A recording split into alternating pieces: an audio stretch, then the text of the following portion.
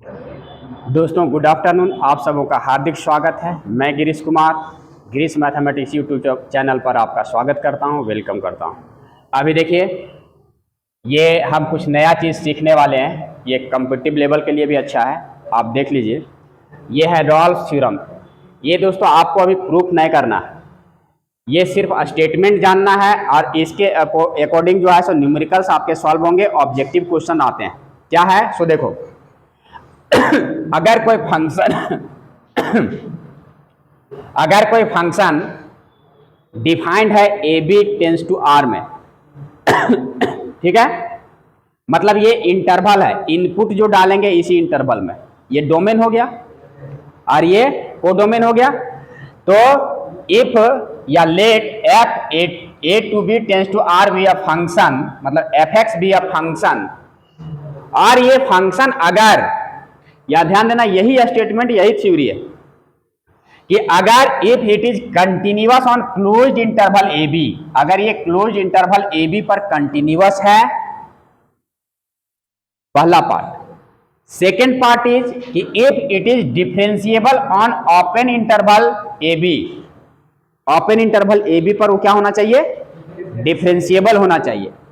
और third is कि अगर इसका लोअर लिमिट, मतलब यहां ए और बी है तो lower limit F a function में पुट करेंगे और अपर लिमिट पर ये दोनों वैल्यू सेम आ जाए, कोइंसाइड कर जाए। बात में आ रही है? ये तीनों कंडीशन अगर फुलफिल करेगा तब there exist a point C, और सी पॉइंट जो होगा कहां होगा, ए बी के बीच का होगा। There exist a point C between A B such that f dash c is equal to 0। That means इसको अच्छे से समझना।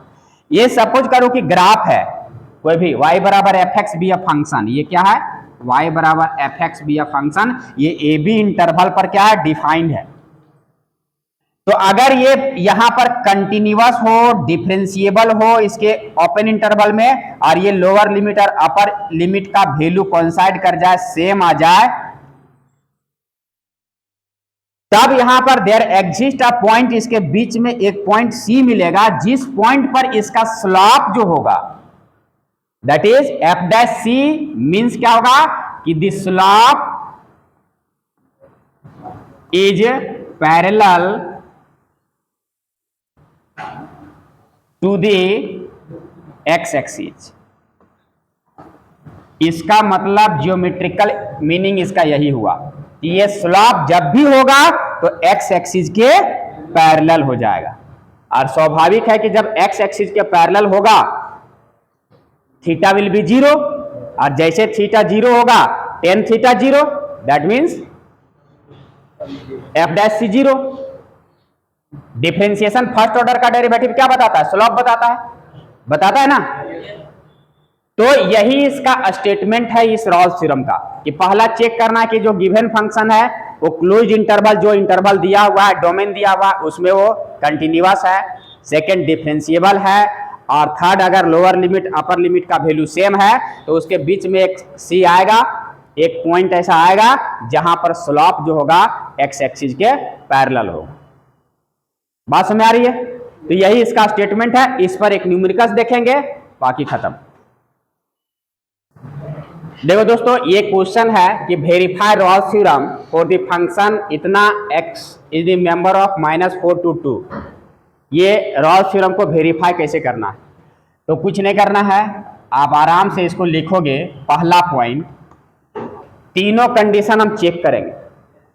यहां लिखेंगे ये देखो फंक्शन मेरा यही है। अब ये फंक्शन कैसा फंक्शन है, पॉलिनोमियल फंक्शन है, डिग्री 2 का क्वाड्रेटिक इक्वेशन है। तो कोई भी पॉलिनोमियल फंक्शन क्या होता है, कंटिन्यूअस होता है कि नहीं होता।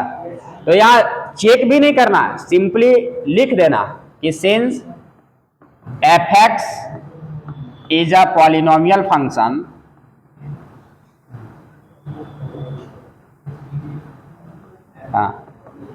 Polynomial function of degree 2, so it is continuous on interval इतना, कुछ नहीं करना। ए बी मीन्स -4 to 2, इसमें ये कंटिन्यूअस होगा। इसका ग्राफ अगर हम ड्रॉ करेंगे तो without lifting the pen we can draw it. Okay, similarly दूसरा पॉइंट कि ये एफ डैश एक्स यहां से निकाल के देखो, एफ डैश एक्स इसको डिफ्रेंशिएट करेंगे 2x + 2 आ जाएगा, 8 का 0 हो जाएगा। आप देखो इस इंटरवल में -4 और 2 के बीच में कोई भी वैल्यू रखेंगे तो ये ऐसा कोई भी वैल्यू देगा जो अनडिफाइंड हो, या एग्जिस्ट नहीं करे, सबके लिए डिफिनिट वैल्यू देगा। सो एफ डैश एक्स बराबर इतना, इट इज डिफाइंड ऑन इतना। सो जैसे डिफाइंड हो गया, इसका मतलब it will be differentiable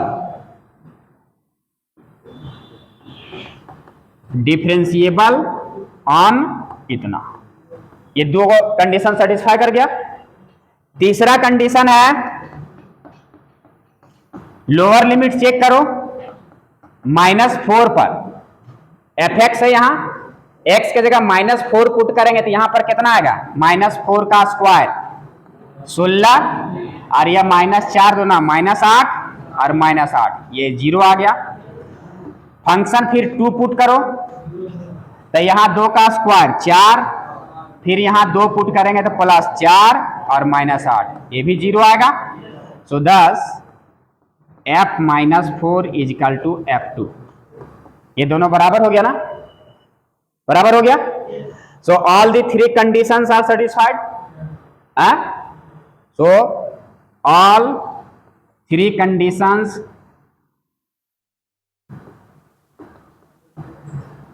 are satisfied, there exist. So अब यहां लिखेंगे कि there exist a point C. अभी क्या पॉइंट आएगा हमको पता नहीं है, तो there exist a point C किसके बीच में, -4 और 2 के बीच में, सच दैट क्या होगा, एफ डैश सी 0 आएगा। एफ डैश सी क्या आना चाहिए। अब यहां से देखेंगे कि सी जो वैल्यू निकलेगा वो वास्तविक में इसके बीच में आ रहा है या नहीं आ रहा है। अगर आएगा तो वेरीफाइड हो गया। दिस इंप्लाइज एफ डैश सी, तो देखो एफ डैश एक्स का वैल्यू कितना है, 2x + 2, तो जैसे ही एक्स के जगह यहां क्या पुट करेंगे सी, तो एफ डैश सी बराबर 2c + 2 निकल जाएगा।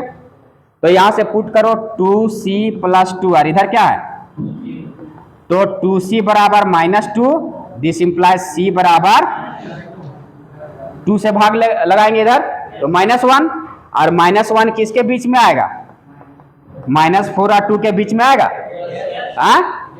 तो जैसे इसके बीच में आ गया तो लिखेंगे कि hence Rolle's theorem is verified,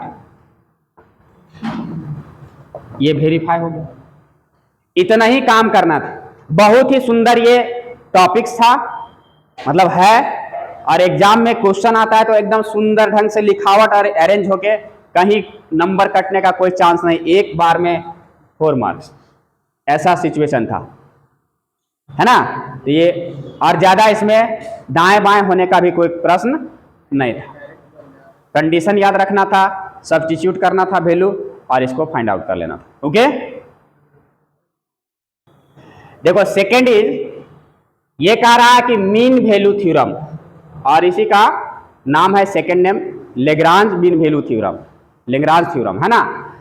तो अगर f वही सिचुएशन है कि कोई फंक्शन है define on interval A B A function, और पहला कंडीशन है कि if it is continuous on A B, close interval में अगर ये कंटिन्यूअस है, if it is differentiable on open interval A B, तो ये थर्ड केस यहां पर इसमें कहता है कि मीन वैल्यू थ्योरम कहता है कि थर्ड केस जो है एफ ए बराबर एफ बी सेटिस्फाई करने की जरूरत नहीं है।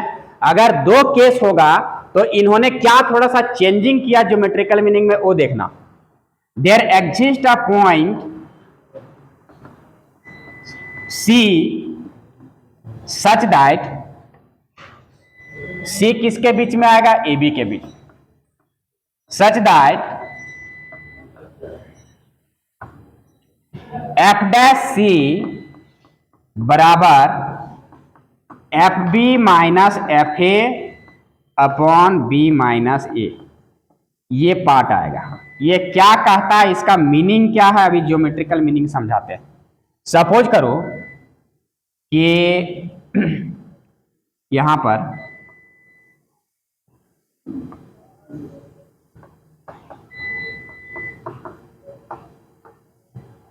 ठीक है,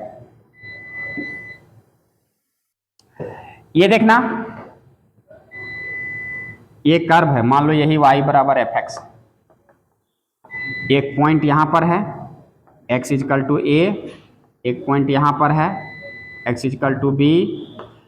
तो देखो ये पॉइंट जो है यहां, इसको हम लोग p मान लेते हैं, इसको q मान लेते हैं। तो अगर इसका हम लोग कोऑर्डिनेट लिखना चाहें तो इसका p का कोऑर्डिनेट क्या होगा, x कोऑर्डिनेट a होगा और ये एफ ए होगा y कोऑर्डिनेट, और q का कोऑर्डिनेट अगर लिखना चाहें तो x कोऑर्डिनेट b होगा और यहां पर b पुट करेंगे तो y कितना होगा, एफ बी निकलेगा ना। अब यहां देखना, अगर ये कंटिन्यूअस है इसके बीच में और डिफरेंशिएबल है तो एक पॉइंट इसके बीच में ऐसा मिलेगा C, जहां पर ये मीन वैल्यू थ्योरम कहता है, अभी रॉल्स थ्योरम क्या कहता था कि ये जो यहां स्लॉप जो मिलेगा वो x एक्सिस के पैरेलल होगा, लेकिन कहता है कि अगर ये दो सिचुएशन भी क्रिएट होता है तो हमारा स्लॉप इसमें जो मिलेगा, ये वाला slope, this slope is will be parallel to the chord, इसके जीवा के पैरेलल होगा। ये कैसे होगा, तो चूंकि हम 11 क्लास में पढ़े हैं ना, स्लॉप का फॉर्मूला, अगर ये चीज हम थोड़ा सा दिमाग में लाना कि अगर यहां पर दो पॉइंट था x1 y1 और ये x2 y2, इसका स्लॉप कैसे निकालते थे, y2 minus y1 upon x2 minus x1 निकालते थे जी। तो अगर यहां पर हम स्लॉप निकालें PQ का, इसका स्लॉप निकालेंगे PQ का, तो देखो तो यहां पर y2 मतलब FB और y1 FA, तो y2 माइनस y1 है और अपन x2 माइनस x1, तो इसका x2 कितना है b और x1 कितना है a, तो b माइनस a, मतलब ये क्या रिप्रेजेंट कर रहा है, स्लॉप को। और स्लॉप यहाँ एफ डैश सी, इसी पॉइंट पर अगर डिफरेंशिएटिंग करके हम वैल्यू पुट करें ये c का, तो भी स्लॉप, तो ये दोनों बराबर आएगा, मतलब m1 बराबर m2, ये भी पढ़े हैं कि अगर m1 बराबर m2 होता है स्लॉप तो ये पैरेलल होता है ना। तो वही चीज यहां सिचुएशन क्रिएट होता है कि देखो ये एफ डैश सी बराबर F B minus F A upon B minus A, लेकिन ये थ्योरम कहता है कि the slope will be parallel to the chord of P Q, slope will be parallel to the chord of P Q, यही इसका geometrical meaning है ना। Geometrical meaning इसका जो है यही कहता है कि the slope will be parallel to the chord PQ, ये स्लॉप जो होगा इसके कॉर्ड के पैरेलल होगा।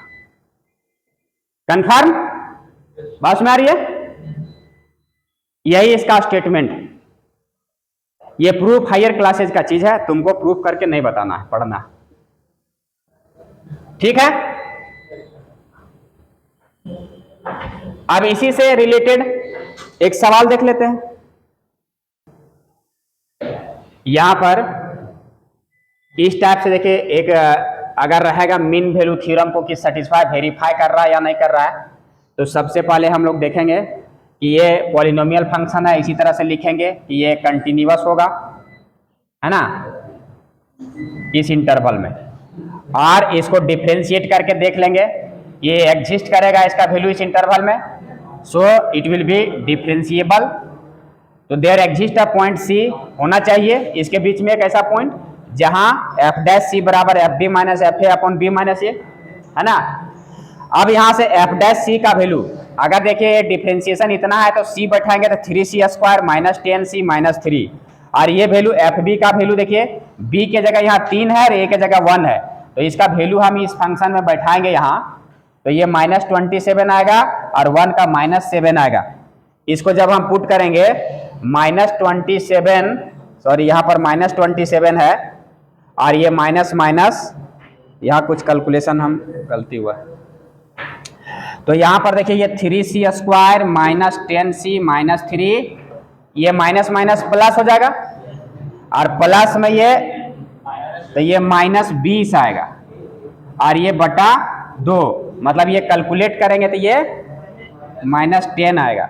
सो 3c² है ना, 3c² माइनस 10c, इसको इधर लाएंगे तो प्लस हो जाएगा, तो प्लस हो जाएगा तो +10 मतलब 7 इजकल टू 0।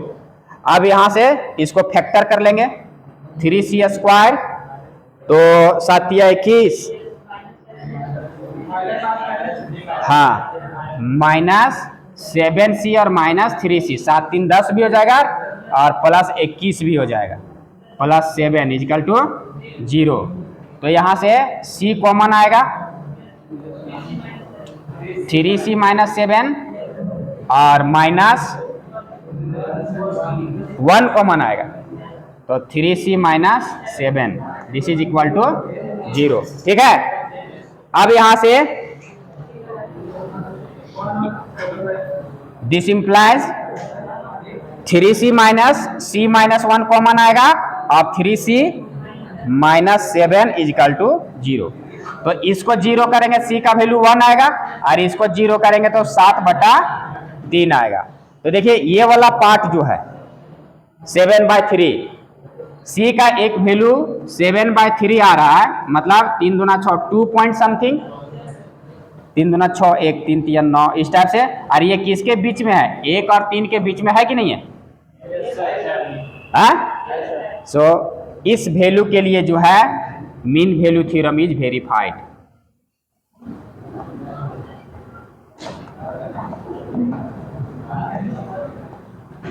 ठीक है, यहां तक क्लियर? तो ये था, ये 1-2 क्वेश्चन बना लेना है और दिमाग में इसको रख लेना।